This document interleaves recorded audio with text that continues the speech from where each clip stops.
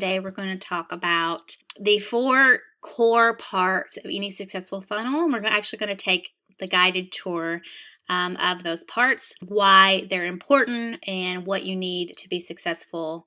This is just a reminder to eliminate your distractions. Don't have 50 Google tabs open. Pull this open in a new window if you need to, so you're not switching between tabs. Keep your phone out of sight. Turn it over so you're not scrolling through Instagram. Snooze all your Slack notifications, whatever you're using that's going to be popping up and distracting you. And I highly recommend pulling out a notepad and a pen. I'm very old school when it comes to notes when you're doing trainings like this. So you can doodle or jot down ideas, insights that you have, questions that you have. You will forget those things if you don't jot them down right away, so I recommend you do that as we go through this training. So today we're going to talk about 3 major things. The funnel elements you need to get a predictable automated flow of leads around the clock without having to blog or do social media or invest other time in dragging people back to your site. Then we're going to talk about the funnel elements you need to make more sales more easily. And then at the end, how you can use multiple funnels to build a digital empire and dominate your little corner of the internet. So let's start with that first part there with predictable automated leads. Now, you already know the internet's really noisy. There's statistics on how much content is created per day. I'm not up to date on what the current statistic is, but it's a lot. And the problem is, how do the right people find you? How do they know what you're doing, how you can help them? How do you pull them back to your little corner of the internet where you can educate and serve them and, help them solve problems and achieve their goals? So you're probably already blogging, spending time on social media, doing social media marketing. You might even be doing networking, either online or in person. If you're a one-on-one service provider or a coach, you might even be cold emailing. You're doing a bazillion different things, and there's not a whole lot of ROI on your time invested. That time that you spend hunting for leads, hunting for new students, hunting for coaching clients, hunting for one-on-one service clients, that's time you don't spend serving, you don't spend coaching, you don't spend building your business, you don't spend developing new digital products and services, you don't spend speaking to grow your authority. It's time that you don't spend selling. Now, funnels can help you kind of do that smarter. They'll help you connect with the right people automatically. And here's how it works. This is the visual kind of hieroglyphic form of the funnel, and I opted to use this form better because I think you're going to remember it, because symbols have meaning, and I'm a visual learner, and I want you to understand that behind any funnel blueprint, whether it's a webinar funnel or a video series funnel or whatever it is, there's a logic, kind of an underlying logic to all funnel blueprints, and even though that they have different pieces. So I want you to understand the logic, because that'll make it easier on you when you're using a specific framework to know what you need and what you don't need, and to understand how it works. For predictable automated leads, this is the part of the funnel that we want to talk about. It starts with the highly targeted niche ads, so paid traffic. And then that traffic, once you click on an ad, will lead to a opt-in page for a strategic lead magnet where you're offering something for free, and the prospect or the visitor is going to download that or opt into that in exchange for an email address, or depending on what your business is, maybe it's a phone number or some other information, but in most cases it is an email address and maybe their first name.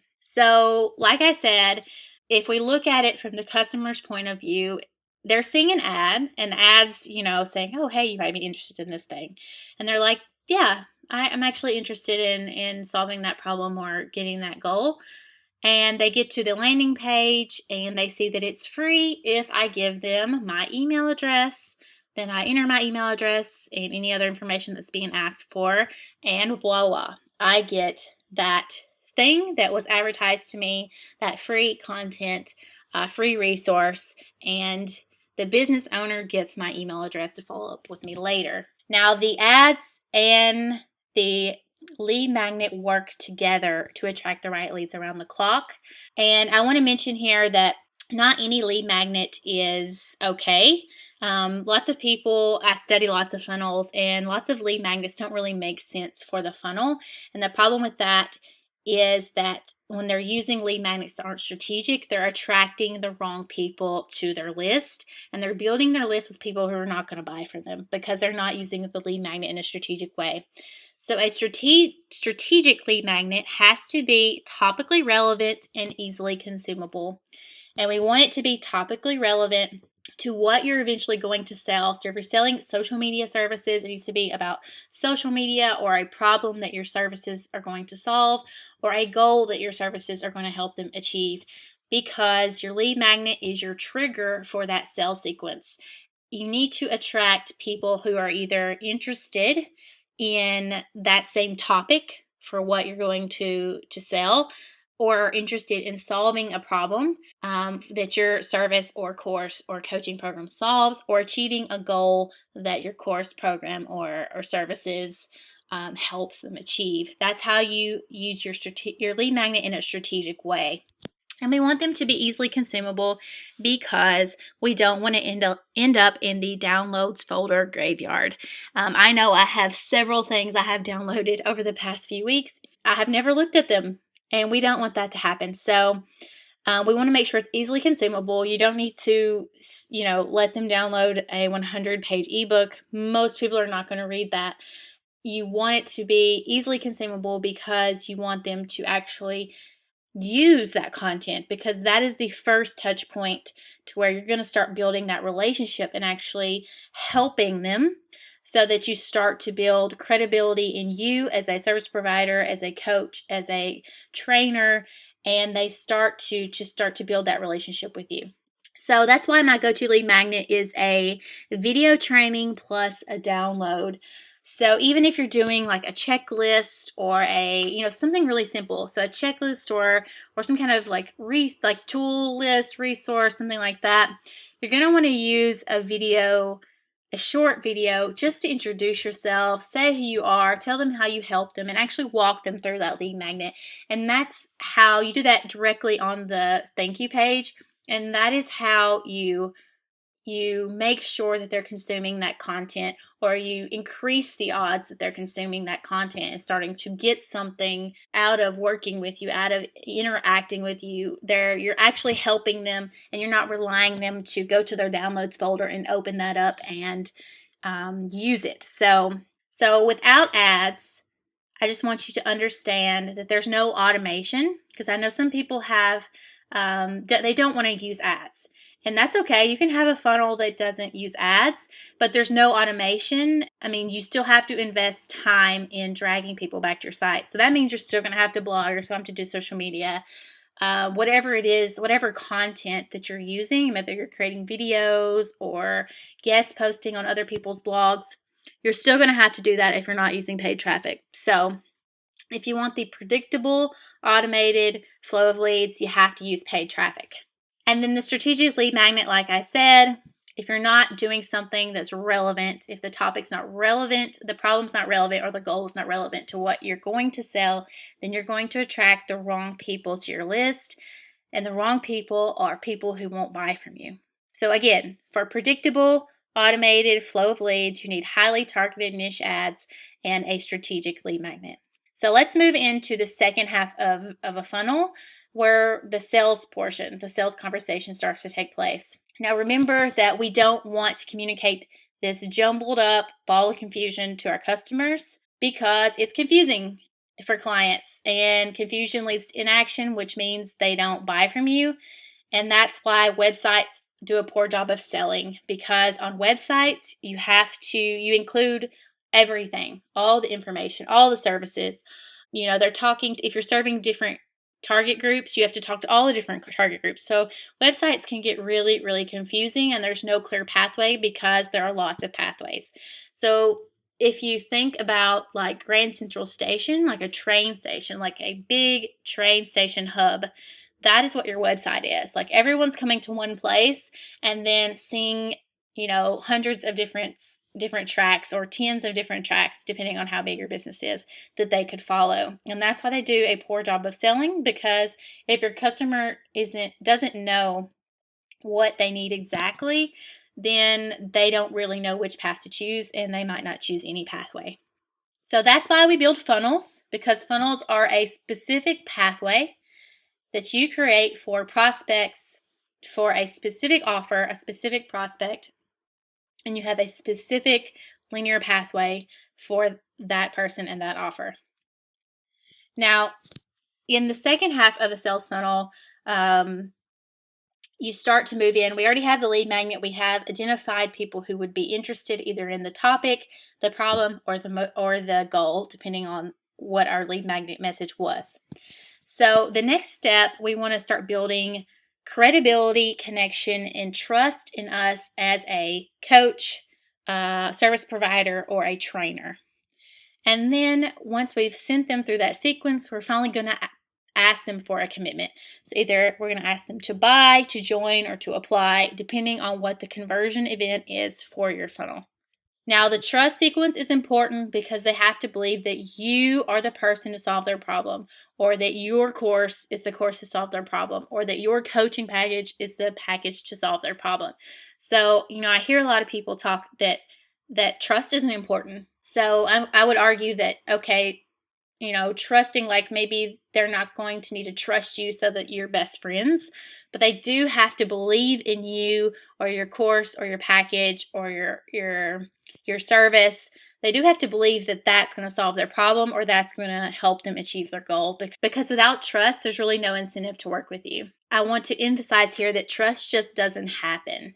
You have to engineer it. Now, the conversion event is your goal. It's whatever the action is that keeps your business running, whether that is to buy a course or to join your program or to apply for your program or to sign up for a free strategy session, depending on what kind of business you're running and what your sales process looks like. Now, without the trust building sequence, like I just said, without trust and belief, there's really no incentive to work with you.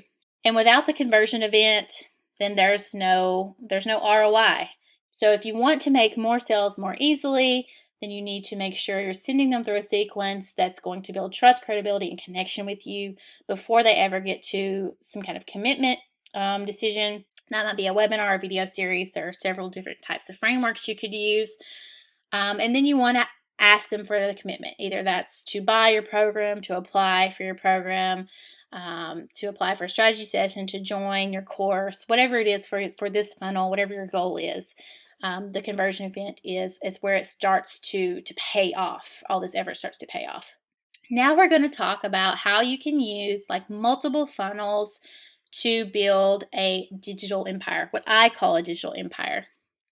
Now, there's a 99.9% chance you have untapped revenue opportunities in your business, that you could be doing something to serve your clients better, to build longer-term relationships, and of course, to make you more money, more moolah. Now, digital empires tend to have a suite of products and services.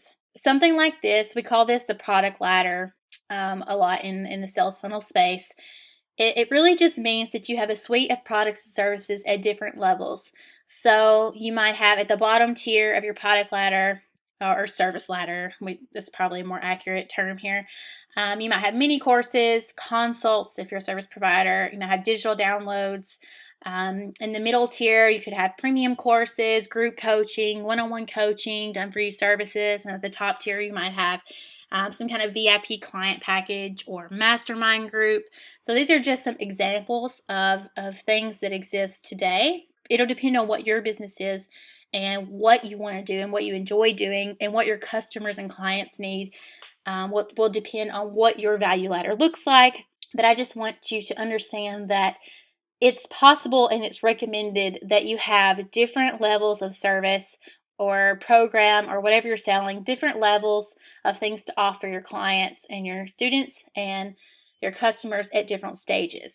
Typically, as you go up the product ladder, the level of cost rises and the level of commitment rises as well. So it's different. The level of commitment that a customer or client needs to take for a mastermind group, like a 1-year commitment maybe, and maybe it's a $15,000 investment, is a lot different than just downloading, a PDF that maybe was $7 in your store. It's up to them whether or not they implement what was in there. So the level of cost and commitment rises as you go up the product ladder, but also clients get more help and attention as you go up the product ladders. So I want you to remember that the point of the product ladder, is that you grow with your clients. You build stronger and more profitable relationships. So it doesn't matter what stage they're in when they come to your business. You have something at every level that you can help them with. And as you help them, they can actually grow up to the next level, where you can help them more, and they're actually paying you more as well. So from a client perspective, they're getting more value, they're getting more help, and from your perspective, that relationship is more profitable. If you're wondering, how do I build a digital empire? This concept is really attractive. Of course, I want to build a digital empire so I can have, a bigger business, a thriving business, stronger relationships, more profitable relationships. So where do I start? There's this saying, how do you eat an elephant? Piece by piece. The same can be said for a digital empire. You build it micro funnel by micro funnel. I recommend starting with the one funnel that's going to make the biggest difference in your business today. And that's probably a funnel for your most popular or your most profitable offer. That's where you want to start. And then once that funnel is successful, you can start building out funnels in other parts of your value ladder to either scale the customers you have to higher levels of service, or maybe you notice you're attracting a lot of people who aren't quite ready for the offers you have. So you might build out digital products or services on the lower end of your product ladder to help those people that you're attracting. And then you can scale them up to the core offer that you have right now. So that's all for today's lesson. So now you understand the 4 core stages, steps, parts, elements that your funnel needs, like the logic of why the funnel works and what you need. And we've talked about the long-term vision of building a digital empire, but for right now, we're going to start with one funnel. So have that funnel in mind, because in the next video, we're going to talk about how to actually build a funnel. And I'm going to share with you that 10-step process that I use to guide and to structure my funnel building processes, both with funnels for my own business and for client funnels. I also prepared for you a digital download that you're going to get in the next lesson. So make sure you watch out for that email so you can get the steps and the download that you can save in your files and reference as you're planning, building, and deploying your own sales funnels.